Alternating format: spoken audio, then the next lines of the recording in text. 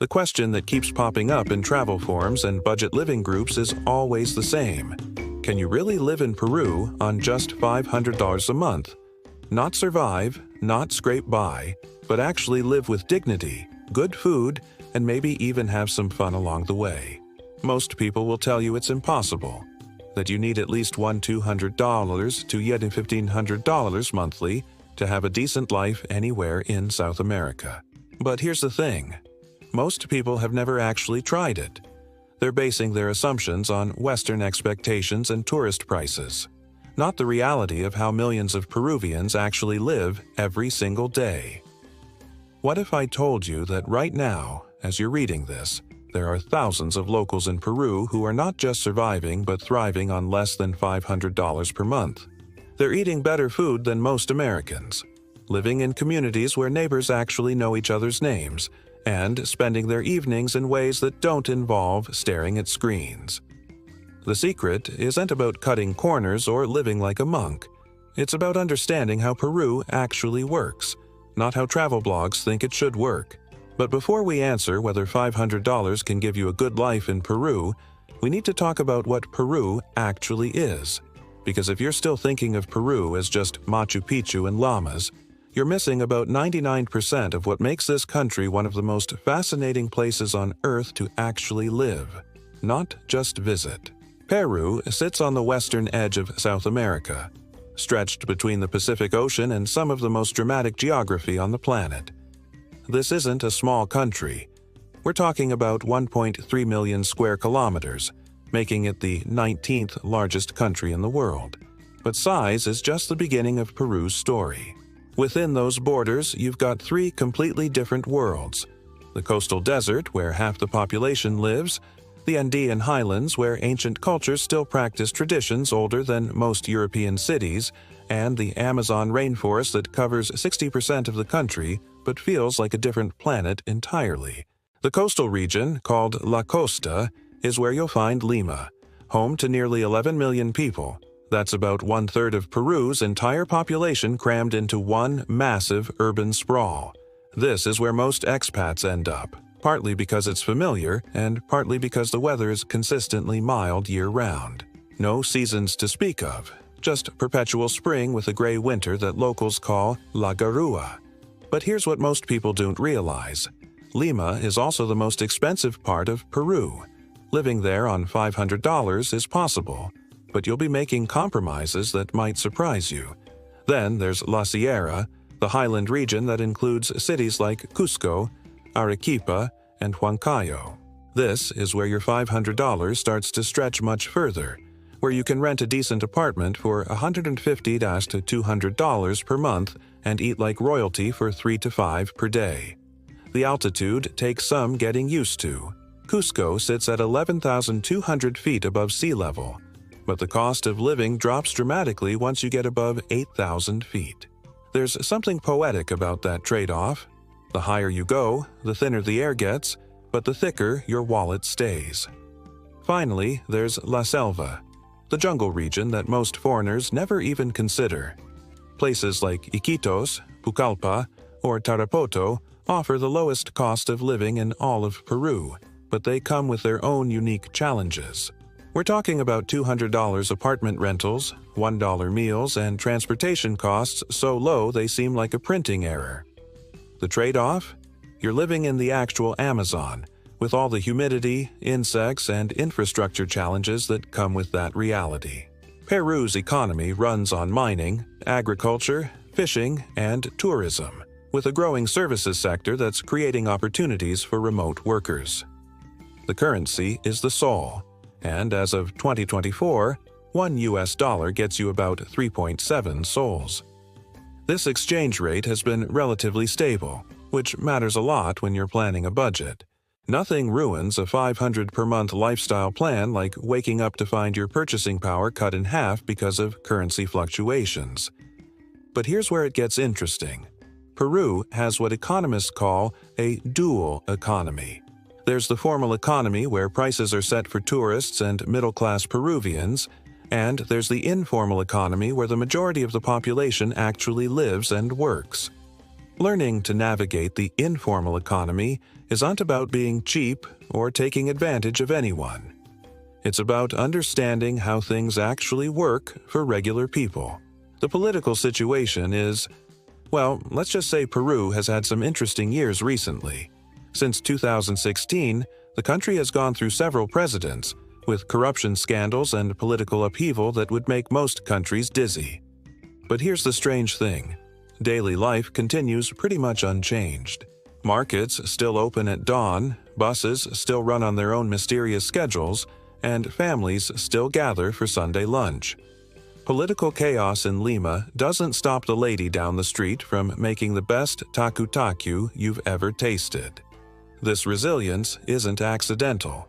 Peruvians have had to develop incredibly strong local networks and informal systems because relying on the government for much of anything has been a losing strategy for decades.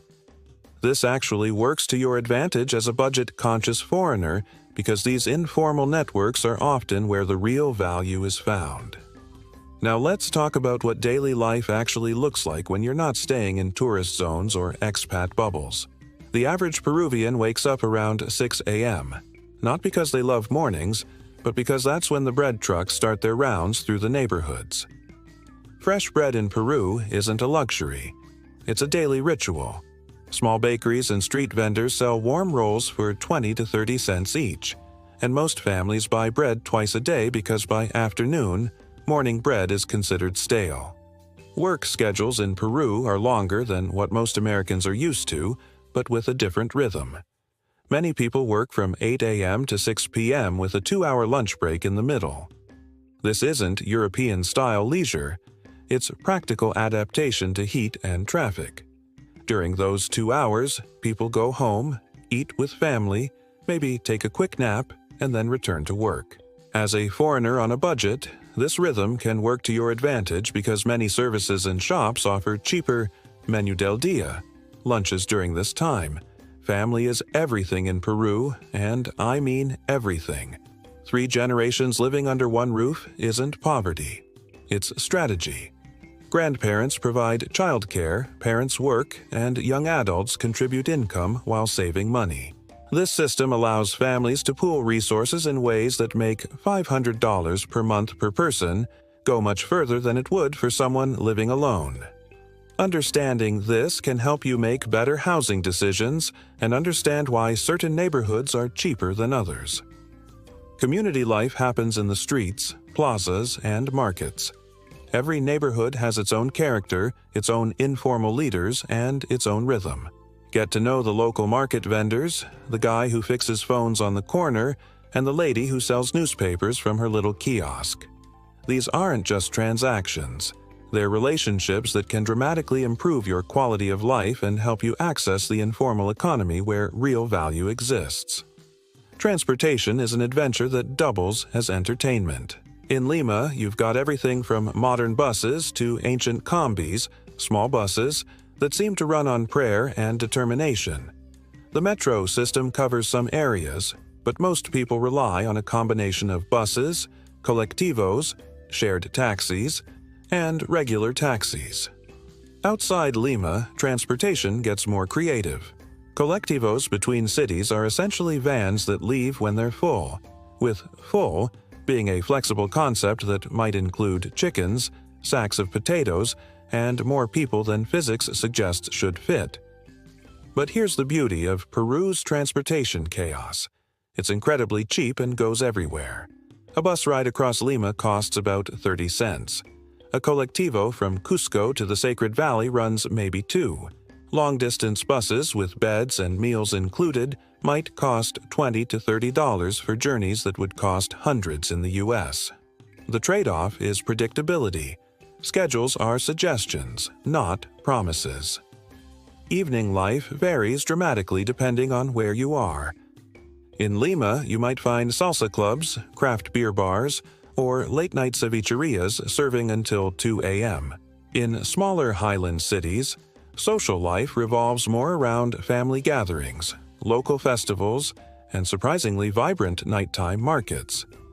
The jungle regions have their own rhythm entirely, with evening activities often centered around the cooler temperatures and the sounds of the rainforest coming alive.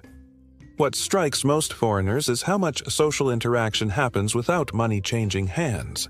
People visit each other constantly, share meals, help with tasks, and generally exist in a web of reciprocal relationships that make life richer and cheaper at the same time.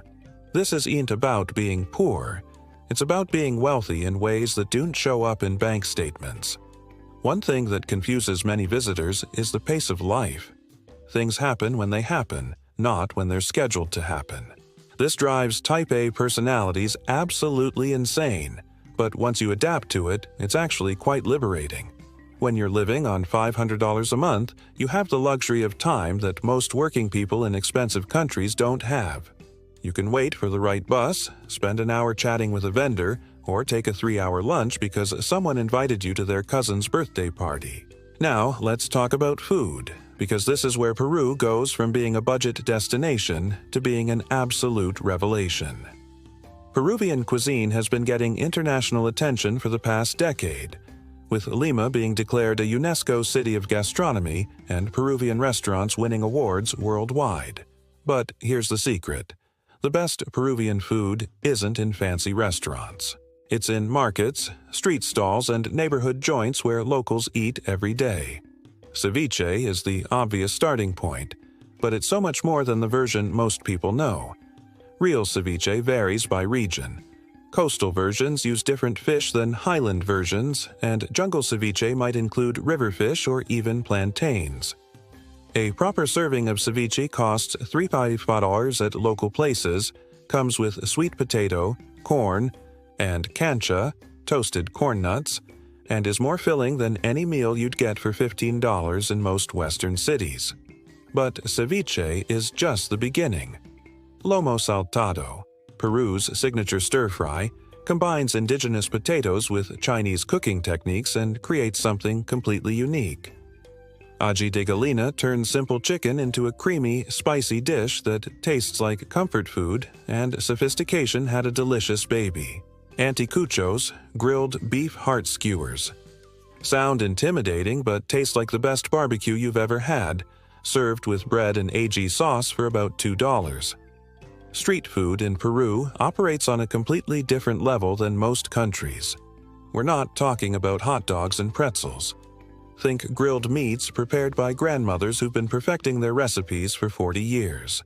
Picarones sweet potato and squash donuts served with molasses that cost 50 cents and taste better than anything you'll find in a bakery. Causa limeña, a layered potato dish that's essentially Peruvian sushi, available from street vendors for $1 to $2. Markets are where the real action happens. Every neighborhood has its own market, and these aren't just places to buy food. They're community centers, social hubs, and cultural institutions all rolled into one. The Mercado Central in any Peruvian city is guaranteed to be an overwhelming sensory experience. Vendors calling out prices, the smell of fresh fish mixing with tropical fruits, mountains of potatoes in varieties you've never seen, and ready-made meals being prepared in tiny stalls by women who treat cooking like an art form. Here's where your $500 budget really shines. You can eat 3 meals a day in markets for $5 to $7 total. Breakfast might be fresh fruit, bread, and coffee for $1.50. Lunch could be a full menu del dia with soup, main course, drink. The secret to eating well on a budget in Peru is understanding the rhythm of food service. Many places offer menus, complete meals at set prices during lunch hours. These aren't tourist menus. They're designed for working Peruvians who need a full meal at a reasonable price. The quality is often exceptional because these places depend on local repeat customers, not one-time visitors. Cooking at home is even cheaper, but it requires learning to shop like a local. This means buying fresh ingredients daily or every few days, getting to know your vendors, and understanding seasonal availability. Potatoes, rice, and beans form the base of most meals and cost almost nothing. Fresh vegetables, fruits, and proteins can be added based on what's cheap and in season. But food shopping in Peru is about more than just buying ingredients. It's about participating in a social system. Market vendors remember their regular customers, offer taste tests, throw in extra items, and provide cooking advice. This isn't just customer service, it's community building. When you're living on a tight budget, these relationships become valuable in ways that go beyond money. Regional food variations mean you can travel throughout Peru and never get bored with the cuisine.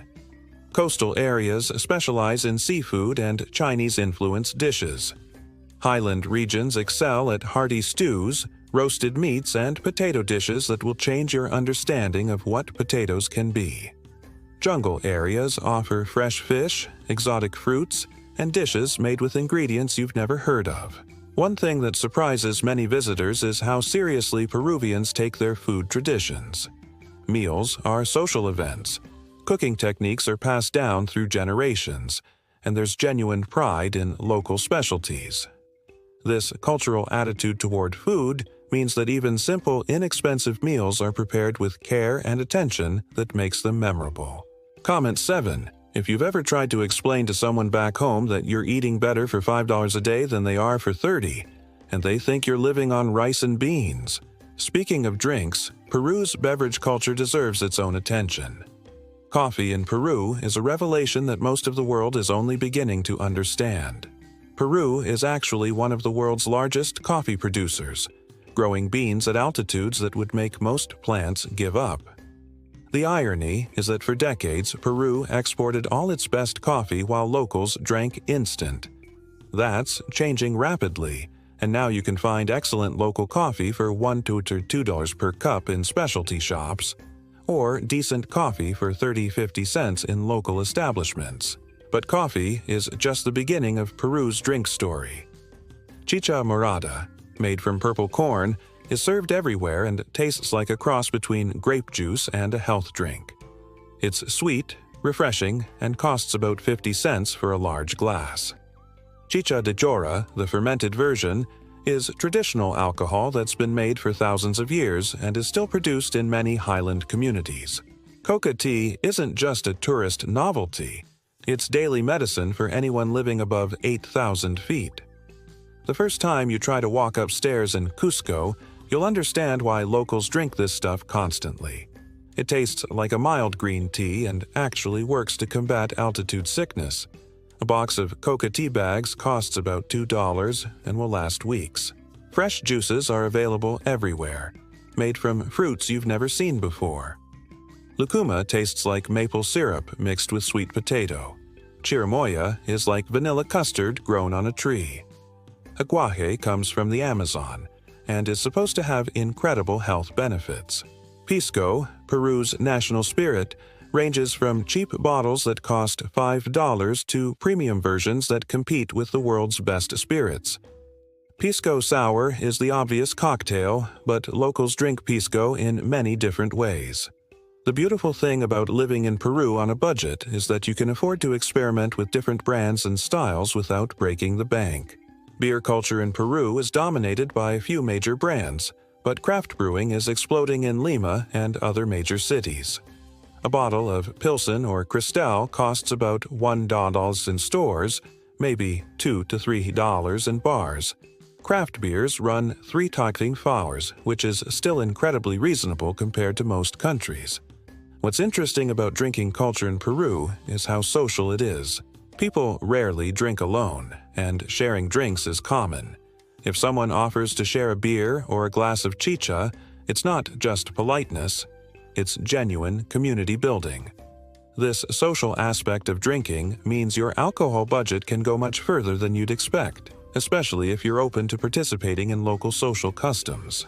Water deserves special mention because it's both a practical and cultural issue. Tap water in most of Peru isn't safe for unaccustomed stomachs, but bottled water is cheap and widely available. A large bottle costs about 50 cents, and most places will refill bottles for even less. Many locals drink boiled water or use water filtration systems, which can be good options for long-term residents. The relationship between drinks and social life in Peru is intricate. Different occasions call for different beverages, and understanding these customs can enhance your social connections. Business meetings might involve coffee, family gatherings could center around chicha or beer, and celebrations often feature pisco. Learning to navigate Peru's drink culture on a budget means understanding when to buy your own beverages and when drinks are typically shared or provided. Many social events include drinks as part of the experience, and reciprocity is expected, but doesn't have to be expensive. Now let's address something that many travel blogs avoid discussing honestly: dating and relationships in Peru. If you're planning to live somewhere long-term on a budget, understanding the social and romantic culture isn't just interesting, it's practical. Your social life directly impacts your quality of life and, indirectly, your expenses. Peruvian society is still quite traditional in many ways, especially regarding gender roles and family expectations. This doesn't mean it's backwards or oppressive, but it does mean that social interactions operate according to different rules than you might be used to. Understanding these rules can help you navigate relationships more successfully and avoid cultural misunderstandings that could complicate your life. Traditional gender roles are more defined than in many Western countries, particularly in rural areas and among older generations. Men are generally expected to be providers and protectors, while women often manage households and child-rearing. However, this is changing rapidly, especially in urban areas and among younger people. Many Peruvian women are highly educated, career-focused, and financially independent. Dating culture in Peru tends to be more formal and family-oriented than in many Western countries. Casual dating exists, but serious relationships often involve meeting families relatively early in the process. This can be advantageous for budget-conscious expats because family inclusion often means shared meals, social events, and support systems that reduce individual expenses. For foreign men, Peru can be an interesting dating environment, but it's important to understand local expectations and avoid the "gringo with money" stereotype. Many Peruvian women are wary of foreigners who seem to be looking for easy relationships or who don't understand local culture. Genuine interest in Peruvian culture, language skills, and respectful behavior go much further than flashy spending. Foreign women in Peru face different challenges and opportunities. Peruvian men can be quite persistent in their romantic pursuits, which some find flattering and others find overwhelming. Understanding how to navigate these interactions while being respectful of local customs requires some cultural sensitivity. Economic considerations play a significant role in Peruvian relationships. Many families still expect men to contribute financially to households, and women's economic independence can sometimes create tension with traditional expectations. As a foreigner living on $500 per month, you're not wealthy by Western standards, but you might be perceived as having more financial security than many locals. Marriage and long-term relationships in Peru often involve extended family considerations that go beyond the couple. Housing decisions, career choices, and even daily schedules can be influenced by family opinions and needs. This can be challenging for foreigners used to more individual autonomy, but it can also provide support systems that make life easier and cheaper. Social circles in Peru tend to be tight-knit and based on long-term relationships. Making genuine friends takes time and effort, but once established, these friendships often include reciprocal support that can be valuable for someone living on a budget. Friends help friends find better housing, job opportunities, and navigate bureaucratic challenges. The expat community in Peru varies significantly by location.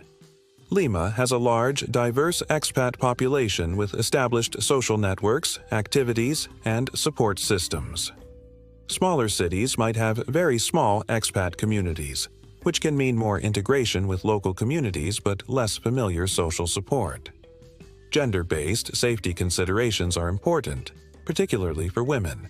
While Peru isn't unusually dangerous, street harassment can be more common and aggressive than in some other countries. Understanding local customs around personal safety, transportation, and social situations is important for everyone, but particularly for women living alone. LGBTQ+ acceptance varies widely depending on location and social context. Lima and other major cities have visible LGBTQ+ communities and venues, but smaller cities and rural areas can be much less accepting. This affects not just social life but practical considerations like housing and employment. Building relationships with neighbors and local community members can significantly impact your quality of life and safety. In many Peruvian neighborhoods, informal networks provide security, assistance, and social connection that formal services might not offer. Participating in these networks requires understanding local social customs and being willing to reciprocate support when possible. Religious and cultural festivals provide excellent opportunities for social connection and cultural understanding. Peru has dozens of major festivals throughout the year, ranging from Catholic celebrations to indigenous ceremonies to regional cultural events. Participating respectfully in these events can deepen your understanding of local culture and expand your social network. The social aspects of living in Peru on a budget often prove to be among the most rewarding parts of the experience. When you're not spending large amounts on entertainment, dining, and activities, you have more time and energy to invest in relationships and community connections that can be much more fulfilling than expensive entertainment options. Peru's festival calendar is so packed that you could attend a celebration every week and never run out of new experiences. These aren't tourist shows. They're genuine cultural expressions that provide insight into Peru's complex history and diverse population. Inti Raymi in Cusco recreates ancient Inca sun worship ceremonies. Señor de los Milagros in Lima involves millions of people in religious processions that shut down entire districts. Carnival celebrations vary by region, but always involve music, dancing, and community participation that welcomes respectful visitors. Music in Peru reflects the country's cultural complexity. You've got traditional Andean music with panpipes and charango, Afro-Peruvian rhythms that developed in coastal slave communities, and modern fusion styles that combine indigenous, European, and African influences. Live music is everywhere and often costs nothing more than buying a drink or meal at venues where musicians perform. Huayno music dominates highland regions and tells stories of daily life, love, and social issues in Quechua, Spanish, or both. Cumbia peruana takes Colombian cumbia and makes it distinctly Peruvian with different rhythms and instruments. Salsa and other Caribbean influences are huge in Lima's nightlife scene. Learning to dance isn't optional in Peru, it's social survival.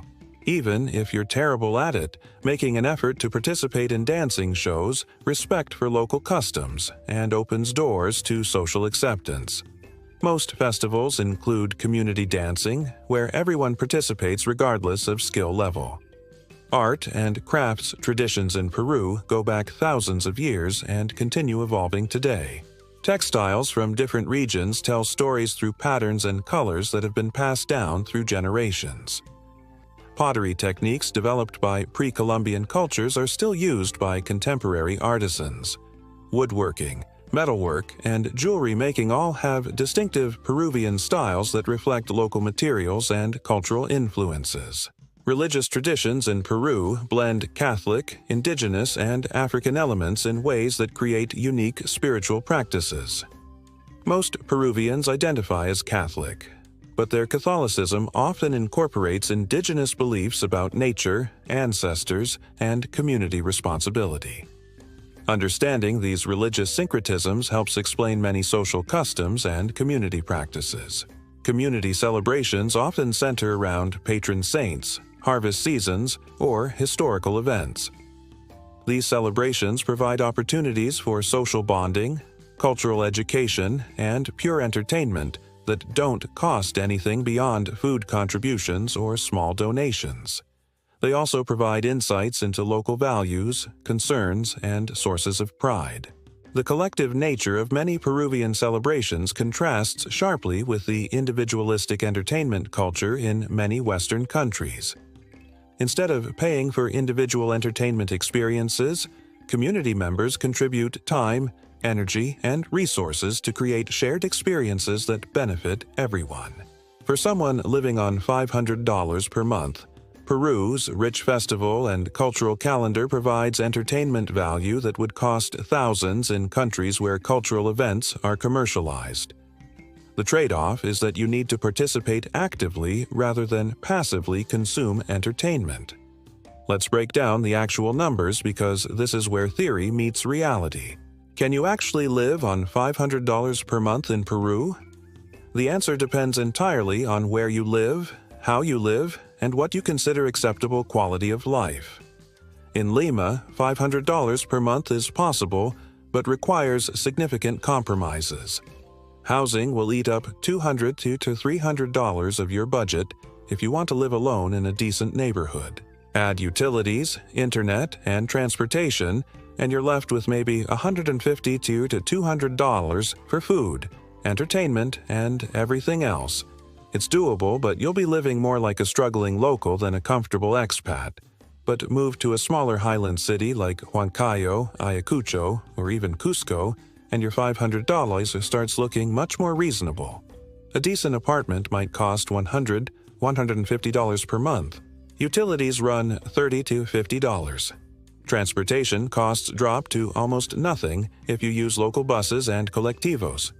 Suddenly, you've got $250 to $300 left for food and everything else, which is plenty to live comfortably. In jungle cities like Iquitos or Tarapoto, $500 per month can provide a genuinely comfortable lifestyle. Housing costs $80, $150 for nice places. Food is incredibly cheap.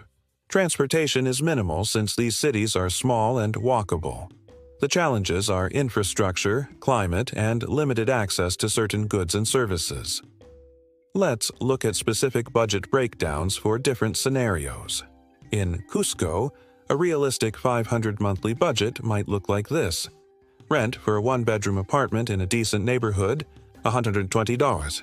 Utilities including internet, $40. Food for someone who eats a mix of home cooking and local restaurants, $120. Transportation using local buses and occasional taxis, $20. Healthcare including basic insurance, $30. Entertainment and miscellaneous expenses, $170. This budget provides a comfortable lifestyle with decent housing, good food, reliable internet, and money left over for travel, hobbies, and unexpected expenses. Compare that to Lima, where the same budget might require living in a shared apartment, $150, higher utilities, $60, more expensive food, $150, higher transportation costs, $50, similar healthcare, $30, and only $60 left for everything else. Still possible, but much tighter. The key to living well on $500 in Peru is understanding where your money goes furthest and what trade-offs you're willing to make. Higher altitude means cheaper living, but potential health impacts and limited access to some goods. Smaller cities mean lower costs but fewer amenities and entertainment options. Jungle locations offer the lowest costs but present infrastructure and climate challenges. Housing strategies for budget living include shared apartments, homestays with local families, long-term hotel arrangements, and house-sitting opportunities. Each option has advantages and disadvantages that go beyond simple cost considerations. Shared housing can reduce costs significantly and provide social connections, but requires finding compatible roommates and navigating different cultural expectations about privacy, cleanliness, and social interaction. Many expats find success sharing apartments with other foreigners, but living with Peruvian roommates can provide better language practice and cultural integration. Homestays offer the ultimate cultural immersion experience and often include meals, which can reduce overall living costs substantially. The trade-off is less privacy and independence, plus the need to adapt to family routines and customs. Good homestay situations can provide safety, social connection, and practical support that make life much easier for newcomers. Food budgets can vary enormously based on eating habits and shopping strategies. Someone who eats primarily at local markets and street stalls can maintain a healthy, varied diet for $3 per day. Adding occasional restaurant meals and some imported goods might increase this to $7 to $10 per day. Cooking at home using local ingredients can reduce costs even further, but requires time, equipment, and local shopping knowledge. Transportation costs depend heavily on lifestyle and location. In most Peruvian cities, local buses cost 20 to 30 cents per ride. Taxis are more expensive but still reasonable for occasional use. Long-distance travel within Peru is remarkably affordable, with bus tickets between major cities costing $10 to $30, even for luxury services. Healthcare costs are one area where Peru offers excellent value. Basic health insurance through Peru's public system costs about $20 to $30 per month for foreigners.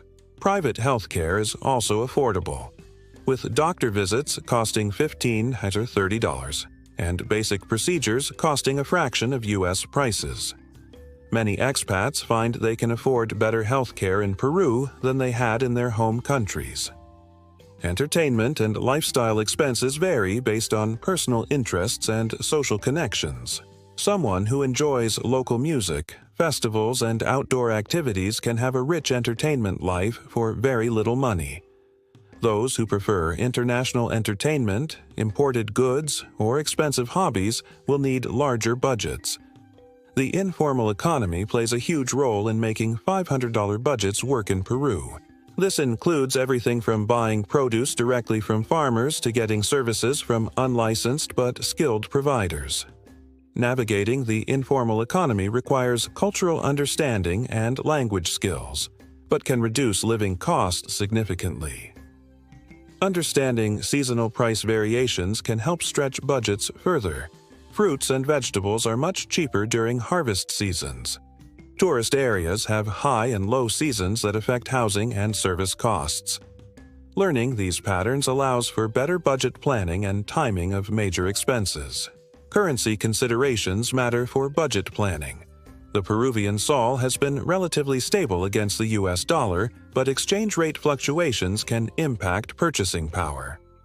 Many expats maintain some funds in US dollars as a hedge against currency changes. Getting around Peru is an adventure that perfectly illustrates the country's approach to problem solving. Creative, resourceful, and sometimes hilariously chaotic. The transportation system seems to run on a combination of determination, flexibility, and collective agreement to ignore most conventional rules about schedules, capacity limits, and vehicle maintenance standards. Buses are the backbone of Peru's transportation system. But bus is a broad category that includes everything from modern, air-conditioned coaches with reclining seats and meal service to converted school buses held together with prayer and duct tape. Long-distance bus travel in Peru can be surprisingly luxurious. Companies like Cruz del Sur and Oltursa offer services that rival airlines for comfort, with beds, meals, and entertainment systems for trips between major cities. Local urban transportation is where things get interesting. In Lima, you've got the Metropolitano, a modern bus rapid transit system that actually works quite well and costs about 80 cents per ride. But most people rely on the infamous X-combis. Small buses that follow semi-official routes and seem to operate according to rules that no one fully understands, but everyone somehow navigates successfully. Combis are an experience unto themselves. They're usually painted in bright colors, decorated with religious imagery or soccer team logos, and play music loud enough to be heard from several blocks away. The conductor hangs out the door, shouting destinations, while the driver navigates traffic in ways that would give insurance adjusters nightmares. Somehow, this system moves millions of people daily for about 30 cents per ride. Colectivos represent Peru's genius for filling transportation gaps. These are shared taxis or vans that run set routes between cities or neighborhoods. They leave when they're full, which in Peru means something different than it does in other countries. A colectivo rated for 8 passengers might carry 12 adults, 3 children, a crate of chickens, several bags of potatoes, and someone's bicycle. Everyone understands this is normal, and somehow it works. The beauty of colectivos is their flexibility and coverage. They go places where buses don't run, operate on schedules that adapt to actual demand, and cost significantly less than private taxis. A colectivo from Cusco to Pisac might cost $1.50 and include conversation with locals, views of the Sacred Valley, and the adventure of not knowing exactly when you'll arrive. Taxis in Peru range from modern cars with meters to ancient vehicles of questionable mechanical integrity. In Lima and other major cities, ride-sharing apps like Uber work well and provide predictable pricing. In smaller cities, taxi negotiation is an art form that requires understanding local pricing customs and having some basic Spanish skills. Motorcycle taxis, called mototaxis, dominate transportation in jungle cities and some coastal areas. These three-wheeled vehicles can navigate narrow streets and traffic jams that would stop cars, and they're incredibly cheap. Most rides cost less than one. The trade-off is safety and weather protection, but they're an integral part of daily life in many Peruvian cities. Train travel in Peru is limited but spectacular where it exists.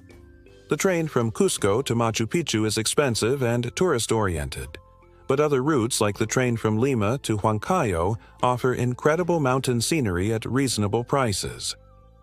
Train schedules are more suggestions than commitments, but the experience of crossing the Andes by rail is unforgettable.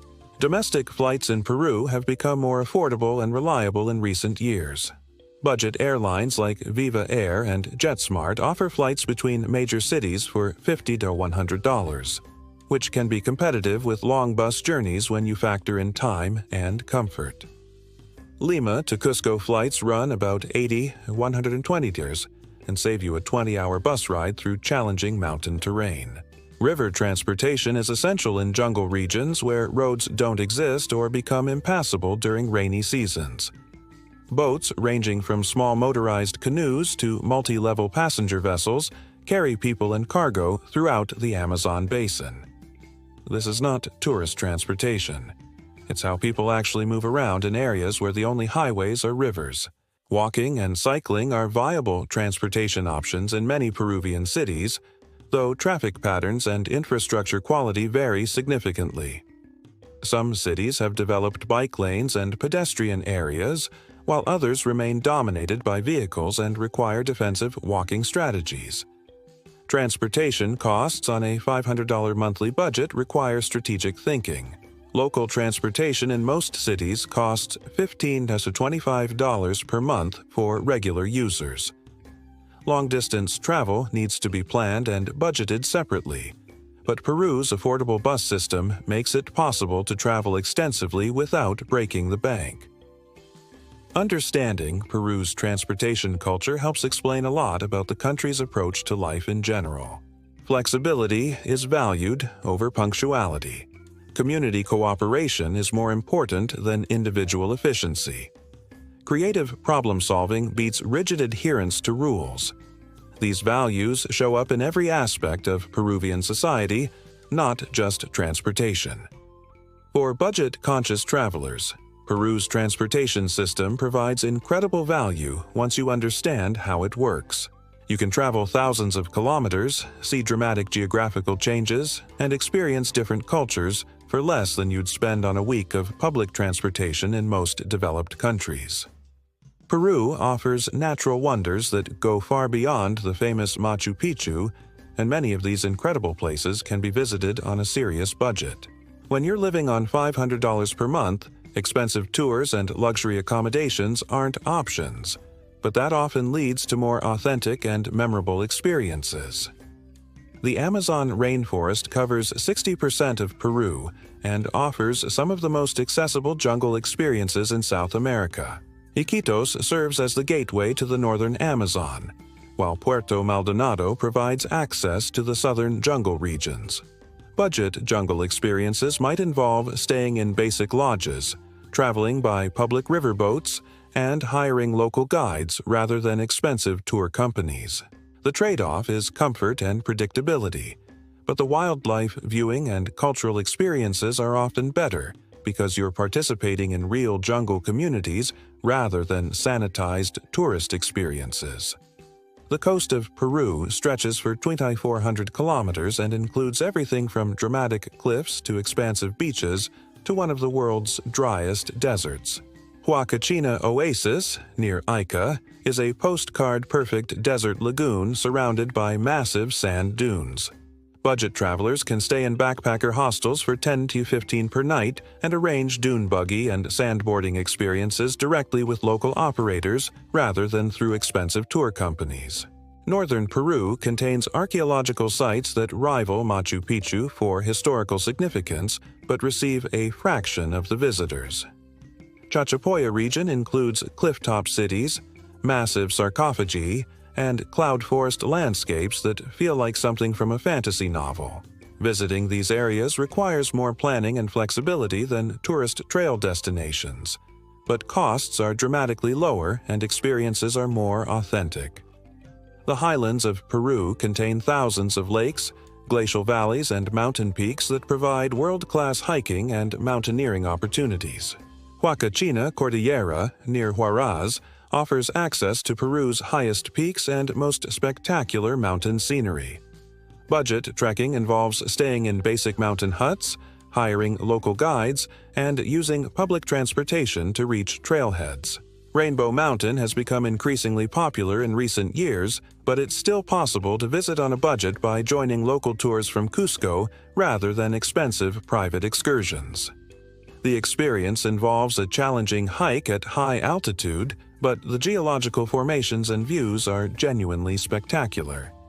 Peru's hot springs are scattered throughout the country and provide relaxation and health benefits at minimal cost. Many hot springs are undeveloped and free to use, while colonial cities throughout Peru offer architectural and cultural experiences that don't require tour guides or entrance fees. Arequipa, known as the White City for its volcanic stone buildings, provides excellent examples of Spanish colonial architecture mixed with indigenous influences. Walking tours are self-guided and free, with most historical sites charging minimal entrance fees. The Sacred Valley near Cusco contains dozens of archaeological sites, traditional markets, and indigenous communities that welcome respectful visitors. Beach destinations on Peru's coast offer excellent value for budget travelers. Mancora in the north provides surfing, seafood, and beach relaxation at prices that haven't been inflated by mass tourism. Accommodation in beachside hostels costs $8 to $15 per night.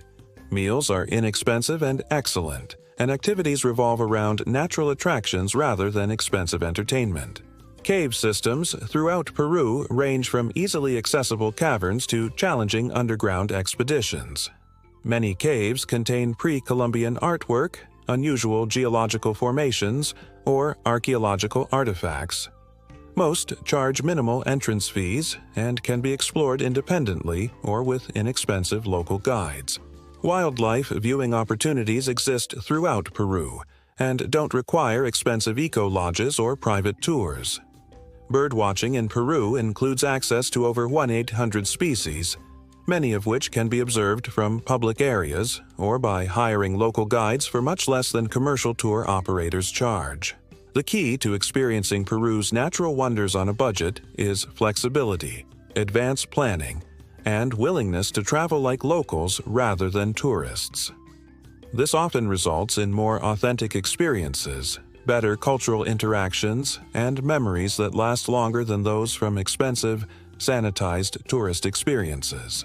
Learning to identify and avoid tourist traps while finding genuine local experiences requires some cultural sensitivity and language skills, but the rewards are both financial and experiential. Many of Peru's most spectacular natural attractions are free or very inexpensive to access if you know how to reach them independently. Safety and healthcare are legitimate concerns for anyone considering living in Peru on a tight budget, but the reality is more nuanced than most travel advisories suggest. Like anywhere else, Peru has safe areas and dangerous areas, reliable healthcare and questionable healthcare, and situations that require common sense and cultural awareness to navigate successfully. Personal safety in Peru varies dramatically by location, time of day, and individual behavior. Lima has neighborhoods where you wouldn't want to walk alone at night, but it also has areas that are safer than many U.S. cities. The key is understanding local conditions and adapting your behavior accordingly. This isn't paranoia. It's the same situational awareness you'd use in any major city. Petty crime, particularly theft and pickpocketing, is more common in Peru than in many developed countries, but it's typically opportunistic rather than violent. Tourists and obvious foreigners are targeted because they're perceived as wealthy and unfamiliar with local conditions. Learning to blend in somewhat, avoiding displays of wealth, and understanding local customs reduces risk significantly. More serious crimes like muggings and kidnappings do occur, but they're concentrated in specific areas and situations. Most violent crime in Peru is related to drug trafficking or domestic disputes that don't involve foreigners. Random violence against tourists is unusual, though not unknown. Women face additional safety considerations in Peru, particularly regarding street harassment and cultural attitudes toward gender roles. This doesn't make Peru uniquely dangerous for women, but it does require understanding local customs and developing strategies for dealing with unwanted attention. The healthcare system in Peru is a mixture of public and private services that provides good value for money, but requires understanding how to navigate different options. Public healthcare is available to residents at very low cost, but quality and wait times vary significantly. Private healthcare is affordable by international standards and often provides excellent service. Basic health insurance in Peru costs $20 to $30 per month for foreigners and provides access to public healthcare facilities. Private insurance is available for $50 to $100 monthly and includes access to private hospitals and clinics that often rival those in developed countries for quality and technology. Prescription medications in Peru are widely available and much cheaper than in most developed countries. Many medications that require prescriptions elsewhere are available over-the-counter in Peru. This provides convenience and cost savings, but also requires personal responsibility for understanding dosages and interactions. Dental care in Peru is excellent and affordable. Many dentists trained in U.S. or European schools and provide services at a fraction of the cost charged in their home countries. Complex procedures that might cost thousands in the U.S. often cost hundreds in Peru. Traditional medicine plays a significant role in Peruvian healthcare, and many traditional treatments are effective for common ailments. Learning about local medicinal plants and practices can supplement modern healthcare and provide cultural insights. However, serious medical conditions require modern medical treatment. Emergency medical services exist in major cities but may be limited in rural areas. Understanding how to access emergency care and having emergency contacts and insurance information readily available is important for anyone living in Peru long-term. Mental health services are available but may be limited compared to developed countries. Cultural attitudes toward mental health are evolving, and stigma still exists around seeking psychological help. Expats may need to seek mental health support from international providers or online services. Altitude sickness affects many visitors to Peru's highland regions and can be serious for people with heart or respiratory conditions. Understanding symptoms, prevention strategies, and treatment options is essential for anyone planning to live at altitude. Water quality varies throughout Peru, and most foreigners need time to adapt to local water conditions. Bottled water is widely available and inexpensive, but long-term residents often invest in water filtration systems or learn to properly treat local water. Food safety requires understanding local conditions and practices. Street food and market food are generally safe for locals, but may cause problems for visitors with different gut bacteria. Learning which vendors to trust, how to identify fresh food, and basic food safety practices prevents most food-related illnesses. Natural disaster preparedness is important in Peru, which experiences earthquakes, flooding, and occasional volcanic activity. Understanding local emergency procedures and having basic emergency supplies is prudent for long-term residents. The combination of affordable health care, reasonable safety conditions, and strong community support systems makes Peru a viable option for budget-conscious expats who are willing to learn local customs and adapt to different conditions than they might be used to. Building a support network of local contacts, expat friends, and reliable service providers enhances both safety and healthcare access while reducing costs through shared knowledge and resources. Visa requirements and residency options in Peru are evolving rapidly, with new programs designed to attract remote workers and investors while maintaining control over immigration. Understanding current requirements and planning for potential changes is essential for anyone considering long-term residence in Peru. Tourist visas for most Western countries allow 90-day stays that can be extended to 183 days total per year. This provides flexibility for people who want to spend significant time in Peru without committing to residency. Border runs to neighboring countries reset the tourist visa clock, though this practice exists in a legal gray area. Peru has announced plans for a digital nomad visa, but implementation has been delayed and requirements remain unclear. The proposed visa would allow remote workers to stay in Peru for up to 1 year while working for foreign employers or clients. Income requirements and other details are still being finalized. Temporary residency in Peru is available through several pathways including retirement, marriage to a Peruvian citizen, investment, or employment with a Peruvian company. Each pathway has specific requirements and processing times that can extend several months. Retirement residency requires proof of monthly income of at least $1,000 from pensions or investments. This income must be demonstrated consistently and documented through official sources. The requirement can be challenging for people whose retirement income comes from sources that do not provide easily authenticated documentation. Marriage to a Peruvian citizen provides a pathway to residency, but the process requires extensive documentation and can take 6 months to several years to complete. The relationship must be genuine and documented, and the foreign spouse must demonstrate basic Spanish language skills.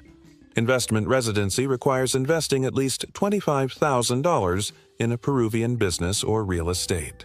This option appeals to entrepreneurs or people with significant savings, but requires understanding Peruvian business laws and tax obligations.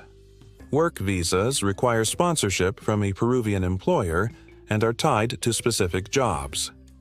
Changing employers requires applying for a new visa.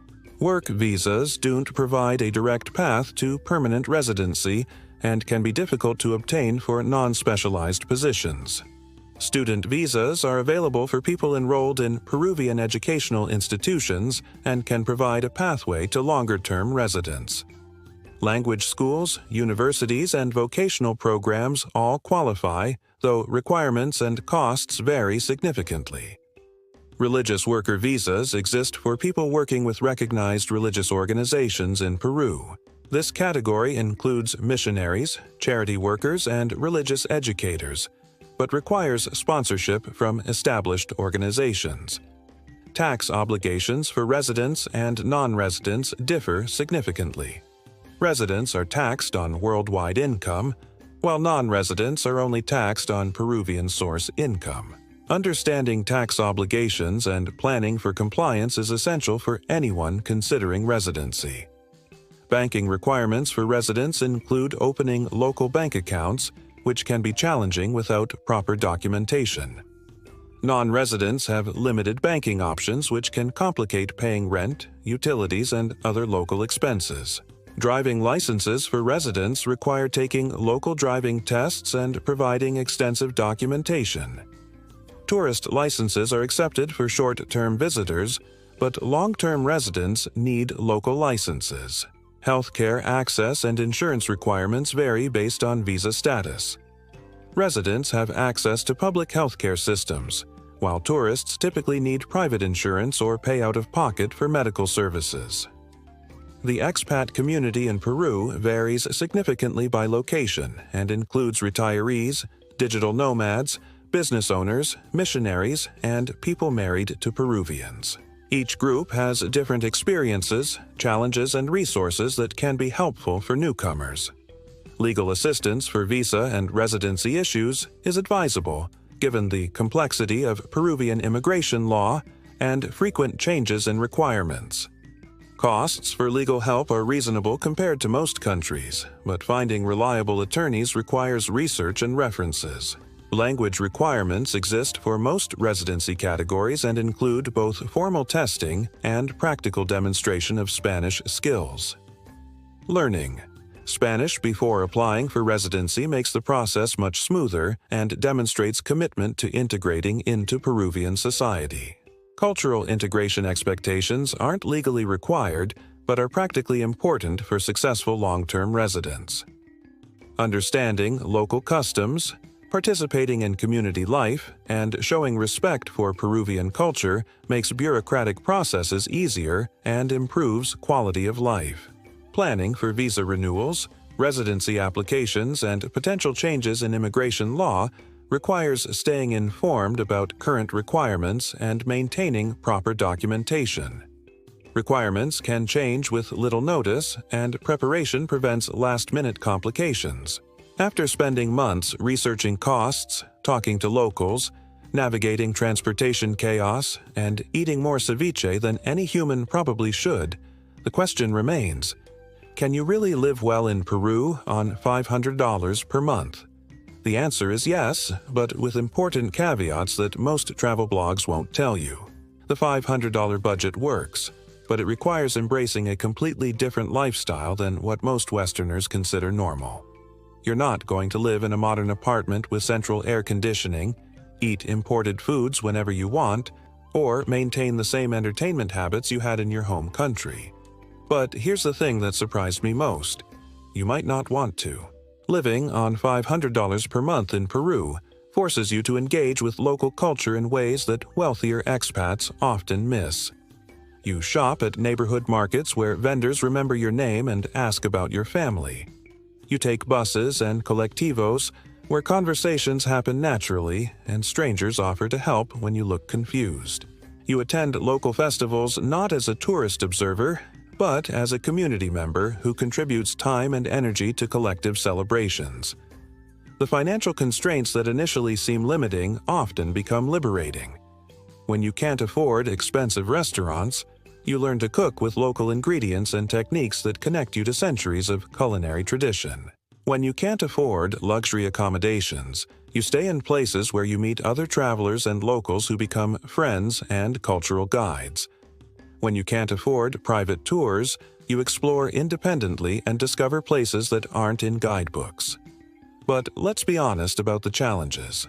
Living on $500 per month means accepting infrastructure limitations that can be frustrating. Power outages, water shortages, and internet connectivity issues are more common than in developed countries. Healthcare, while affordable, requires more personal responsibility for understanding options and advocating for yourself. Safety concerns require constant situational awareness and cultural sensitivity. The social aspects of budget living in Peru often prove more rewarding than expensive alternatives. When you're not insulated by wealth from local conditions, you develop relationships based on mutual respect and genuine interest rather than economic transactions. These relationships provide support, cultural education, and personal connections that enhance quality of life in ways that money can't buy. Language skills become essential rather than optional when living on a tight budget. You can't afford translators or services that cater to non-Spanish speakers. This forces language learning that eventually provides access to job opportunities, better services, and deeper cultural understanding that wealthy expats often miss. Seasonal and regional variations in costs mean that your $500 budget provides different lifestyles depending on where and when you live. Spending dry season months in highland cities and rainy season months on the coast can optimize both costs and experiences. Understanding these patterns helps maximize budget effectiveness. The informal economy becomes your friend when living on $500 per month. Direct relationships with producers, service providers, and small business owners provide better prices and often better quality than formal commercial transactions. These relationships require time investment and cultural sensitivity, but provide both economic and social benefits. Health and wellness on a budget in Peru often exceed what's available at higher price points in other countries. Fresh, local food provides better nutrition than processed alternatives. Active transportation keeps you physically active. Strong social connections support mental health. Access to traditional medicine supplements modern healthcare options. Career and income opportunities exist for budget-conscious expats willing to be creative and flexible. Teaching English, freelance services, small business opportunities, and remote work combined with Peru's low cost of living can provide comfortable lifestyles without large initial investments. The biggest revelation about living in Peru on $500 per month is how much wealth exists beyond monetary measures. Time wealth from not needing multiple jobs to afford basic living expenses. Social wealth from strong community connections. Cultural wealth from daily exposure to thousands of years of human creativity and adaptation. Environmental wealth from access to some of the world's most spectacular natural beauty. Tourist areas will always be more expensive, but Peru's vast geography means countless places where your budget provides comfortable living while still offering cultural richness, natural beauty, and social opportunities.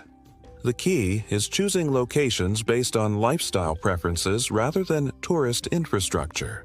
Long-term budget living in Peru works best for people who view financial constraints as opportunities for cultural immersion rather than limitations on lifestyle options. If you need familiar foods, entertainment, and social structures, $500 per month will feel restrictive. If you're excited about adapting to new ways of living, that same budget provides adventures and experiences that money can't buy elsewhere. The sustainability of $500 monthly budgets depends partly on external factors like exchange rates, inflation, and political stability. Building flexibility into your financial planning and having backup options prevents budget shocks from becoming crises. Most importantly, successful budget living in Peru requires shifting from a consumer mindset to a participant mindset. Instead of buying experiences, you create them. Instead of purchasing services, you develop skills. Instead of paying for entertainment, you contribute to community activities. This shift often proves more fulfilling than the lifestyle it replaces. So, can you live well in Peru on $500 per month? Absolutely. Will it be the life you had before? Definitely not. Will it be better? That depends entirely on what you value, how adaptable you are, and whether you're ready to discover that wealth has many forms beyond what shows up in bank statements. If you've made it this far and you're seriously considering taking the leap, comment 500 if you're ready to trade your expensive life for an adventure that costs less than most people spend on car payments. The question isn't whether Peru is affordable. It's whether you're ready for what affordable living actually means.